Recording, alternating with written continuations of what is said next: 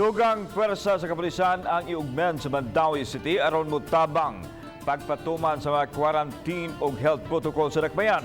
Taliwag kini sa pagsaka sa kaso sa COVID sa syudad. Ang report ni Nico Serino. Kagabi dugang 19 ka mga kaso sa COVID-19 ang napuno sa dakbayan sa Mandawi.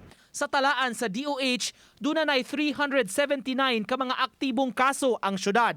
Sa kinatibukan, 3,142 cases na ang natala sa Mandawi.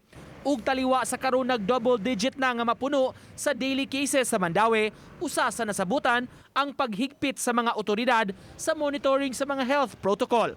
Ang kapulisan misaad sab nga mohingusog niini.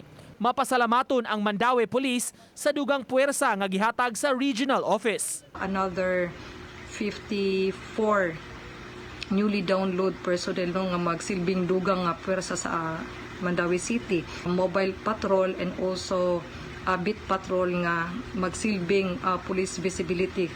Samtang gipahibaw sa MCPO, magpabilin nga naka-enforce ang 17 ka mga quarantine control points pasulod sa Mandawi. Mao kini ang mga police checkpoints nga gimontar sa mga boundary o entrada sa dakbayan.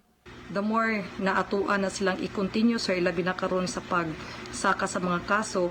Uban ni June Sulon, Nico Sereno, Balitang Bisdak.